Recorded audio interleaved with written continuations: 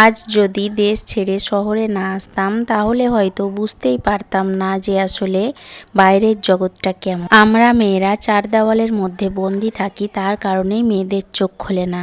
যতদিন হলো শহরে এসেছি মনে হয় একটা অন্যরকম শান্তি। আসসালামু আলাইকুম, কেমন আছেন সবাই? আশা করি ভালো আছেন। সুরাটে আমার আসা হলো মোটামুটি 4 থেকে 4.5 বছর মতো। তো যাই হোক, আগে যেহেতু আমি ব্লগিং করতাম না, তার কারণে কোনো রকম কোনো ভিডিও করে রাখা হয়নি। আজকে এসেছি সুরাট চিড়িয়াখানা। আমি এক জায়গায় দাঁড়িয়ে দাঁড়িয়ে হরিণগুলোকে দেখছিলাম। খাঁচার ভিতরে অনেকগুলোই হরিণ ছিল। জীবনে প্রথমবার নিজের চোখে হরিণ দেখলাম, তার জন্য অনেকক্ষণ ধরে দাঁড়িয়ে দাঁড়িয়ে দেখছিলাম। এটা হচ্ছে হরিণের ঘর। প্রথমত এসে হরিণগুলোকে দেখছিলাম, তারপরে আর একটা খাঁচার কাছে যাচ্ছি। এই যে আমার পাশে খাঁচাগুলো দেখছেন, এই খাঁচাগুলোর মধ্যে কিন্তু অনেক রকমের পাখি ছিল। পাখিগুলোকে দেখে তারপরে চলে এলাম শিয়ালের খাঁচার কাছে।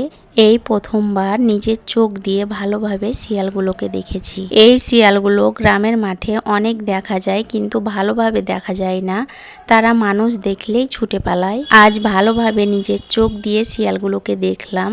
শিয়ালটা কিন্তু অনেক ছোটাছুটি করে বেড়াচ্ছে, সে ভাবছে আমি কোন দিকে যে পালাই। এবার আমি শিয়ালের খাঁচা থেকে বাঘের খাঁচার সামনে চলে এলাম। এই যে দেখছেন একটা বাঘ, বাঘটা ঘাসের উপরে শুয়ে শুয়ে গা ঘষা দিচ্ছে। আরো অনেক বাঘ আছে এই কালো খাঁচার ভেতরে। তারপরে বাঘের খাঁচার সামনে থেকে চলে এলাম একটা পুকুরের কাছে। এই যে দেখছেন পুকুরে একটা বোর্ডের উপরে ঝর্ণা লাগানো আছে, ঝর্ণা থেকে পানি পড়ছে ঠান্ডা ঠান্ডা। তারপরে দেখছেন এই যে জঙ্গল, চিড়িয়াখানা মানেই তো জঙ্গল। এই জঙ্গলের পাশেই দেখুন আরেকটা বড় বাঘের খাঁচা রয়েছে। এই খাঁচার ভেতরে অনেকগুলো বাঘ আছে, এখন তারা ঘরের ভেতরে রয়েছে, কারণ আমরা দুপুর বেলায় গিয়েছিলাম, তার কারণেই তারা দুপুর বেলায় ঘুমাচ্ছে। তারপরে বাঘের খাঁচার সামনে থেকে চলে এলাম উট পাখির খাঁচার সামনে।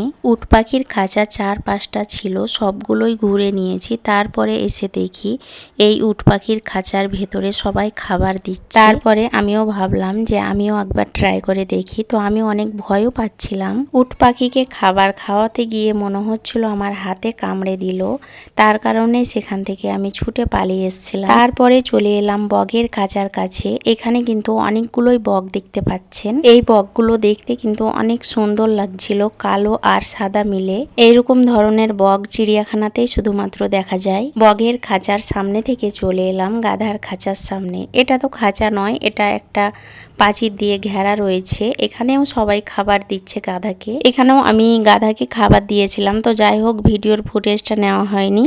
গাধাগুলোকে না খেতে দেওয়ার কারণে কি হারে গাধাগুলো শুকিয়ে গিয়েছে একবার দেখুন। আজকের ভিডিও এতটুকু। ভালো লাগলে like, comment, share and follow.